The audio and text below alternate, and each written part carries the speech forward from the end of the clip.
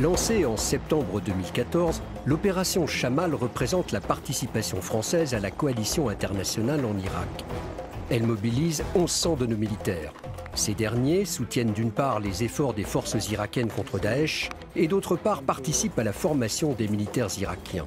Donc on est dans cette phase où en fait on entraîne les futurs instructeurs de l'armée irakienne. Déployés à Bagdad dans des unités de l'armée irakienne, les task forces Narvik et Montsaber forment à présent des instructeurs irakiens. À charge pour ces instructeurs de former les autres soldats. But now we are teach the Iraqi soldiers, but French now they watch us what we're doing. Tous ces efforts n'ont qu'un seul but, permettre aux forces irakiennes de devenir autonomes pour sécuriser elles-mêmes leur territoire. Il faut qu'ils passent d'une opération de conquête de terrain à une opération de tenue de terrain. L'équipe du Journal de la Défense vous emmène à Bagdad, dans les camps français et de la coalition, à la découverte du volet formation de l'opération Chamal. Juillet 2017, les troupes irakiennes reprennent la ville de Mossoul qui était sous le joug de Daesh depuis 3 ans. L'armée irakienne est soutenue depuis 2014 par une vaste coalition, l'Operation Inherent Resolve, l'OIR. À la demande du gouvernement irakien et dans le cadre de résolutions de l'ONU, 72 nations apportent une aide matérielle et opérationnelle, mais aussi de l'accompagnement et de la formation. C'est ce qui a permis une véritable montée en gamme des forces irakiennes. Le califat recule et ne contrôle plus de villes en Irak.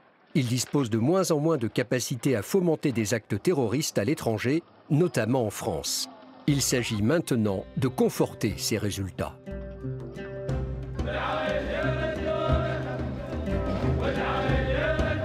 C'est l'objectif de l'ICTS qui regroupe des forces de contre-terrorisme irakiennes. C'est dans son académie située à la périphérie de l'aéroport de Bagdad que la Task Force Narvik a élu domicile à la demande du gouvernement irakien. Une immersion totale qui facilite la qualité des relations entre les Français et les Irakiens de l'ICTS. Je les qualifierais de très bonnes, puisque ça va au-delà des simples relations de travail, puisque régulièrement il y a des invitations de part et d'autre, tant au niveau activité que repas. D'excellentes relations qui s'illustrent lors de ce débriefing entre les instructeurs français et l'adjudant Haider qui encadre la formation Checkpoint. Depuis son arrivée en 2015, la Task Force Narvik a participé à la formation générale de plus de 6000 soldats de la première école de l'ICTS. Désormais, les efforts se concentrent sur les élèves de la deuxième école et surtout leurs instructeurs. Chaque matin, les 40 militaires français issus de l'infanterie et du génie se répartissent dans les différents cours selon leur spécialité, comme par exemple le cours de déplacement en convoi. On est là en retrait, on laisse les instructeurs irakiens s'occuper de la formation à proprement parler. On est seulement là pour apporter des conseils supplémentaires et un point de vue extérieur à leur cours. C'est un échange entre les deux et on prend d'eux, parce que malgré tout, ils ont une expérience opérationnelle. Et derrière, à côté de ça, on leur apporte notre point de vue et du coup, c'est complémentaire. L'instruction du jour consiste à expliquer à ses élèves comment déployer un convoi de véhicules blindés à l'entrée d'un village. Nous utilisons l'expérience transmise par les Français pour l'appliquer sur le terrain, afin d'en tirer le meilleur bénéfice. Une fois la présentation théorique achevée, on passe aux travaux pratiques. Objectif, une application stricte des procédures exposées pendant le cours. Dans un autre secteur du camp, les Français de Narvik assistent le capitaine Moqtada dans la formation des futurs tireurs d'élite de l'ICTS. Nous allons nous entraîner sur plusieurs positions. Aujourd'hui, 4 au total. Chaque tireur effectue 5 tirs sur différents types de cibles. Les cibles sont placées à des distances différentes et le tireur choisit sa distance avant de commencer l'entraînement.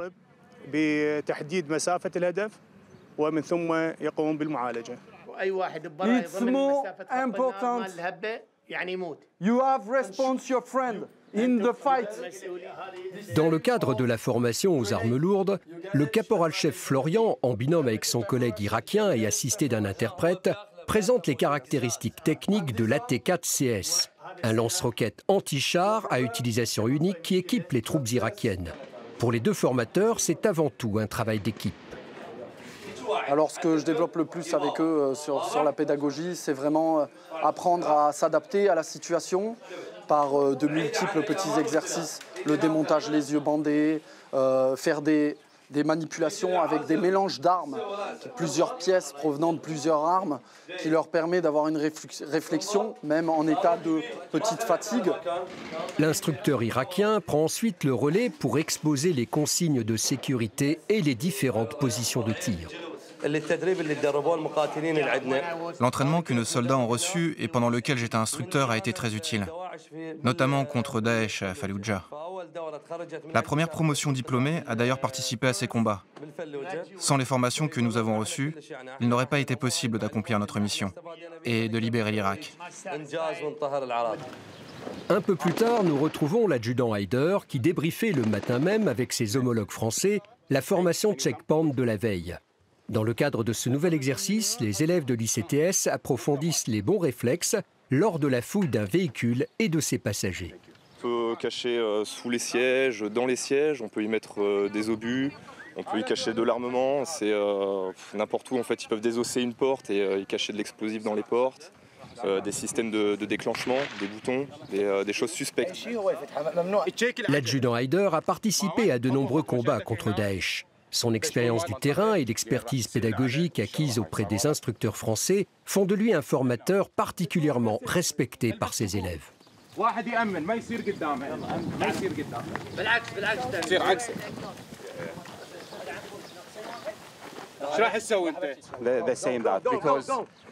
C'est grâce à l'enseignement des Français que j'ai quitté les troupes conventionnelles pour les forces spéciales. Je forme à mon tour les élèves, étape par étape, depuis le niveau élémentaire jusqu'à celui des forces spéciales. Ces jeunes futurs recrues des forces de contre-terrorisme doivent enfin apprendre à soigner leurs équipiers blessés au combat. Des gestes qui permettent de sauver des vies. فوق حجاب الحاجز طريقة ايدي بهالشكل هذا باوع بالاستقامة مالتي الطالب اللي يدرب ما يفرق بين المعلم. L'élève ne voit pas la différence entre l'instructeur français et l'instructeur irakien, ainsi que ceux des autres pays. Les liens sont très forts entre les Français et les Irakiens. À titre d'exemple, les Français logent dans la même zone géographique que les élèves et leurs instructeurs irakiens. Le cours de secourisme au combat est non seulement supervisé par des militaires français, mais aussi par d'autres nations comme l'Espagne ou les Pays-Bas. Et si les expériences sont diversifiées, la pédagogie, elle, est unifiée. Tous les instructeurs de la coalition ont travaillé ensemble sur des méthodes qu'on a prédéfinies avant les cours. On a un programme d'instruction qui est défini. On a travaillé ensemble à l'élaboration de ce programme d'instruction. Le soir, nous retrouvons les élèves tireurs d'élite du capitaine Moqtada. Ils ont enfilé leur tenue de camouflage pour une séance d'entraînement au combat tactique de nuit. Là encore, la Task Force Narvik veille au bon déroulement de l'exercice. Alors ce soir, ils mettent en application du combat en zone urbaine de nuit, c'est-à-dire tout ce qui est comment se déplacer en zone urbaine ou semi-urbaine. Nous intervenons uniquement si on voit une grosse erreur dans le cadre du combat.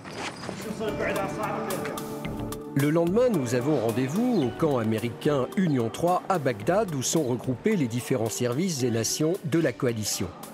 C'est ici que sont évalués en permanence tous les programmes d'instruction de l'armée irakienne. Un bon observatoire également pour apprécier la mission des forces irakiennes. Les programmes d'instruction qui ont été conduits cette année se sont davantage orientés sur de la contre-insurrection, en fait pour coller aux modes d'action qui sont ceux de Daesh actuellement.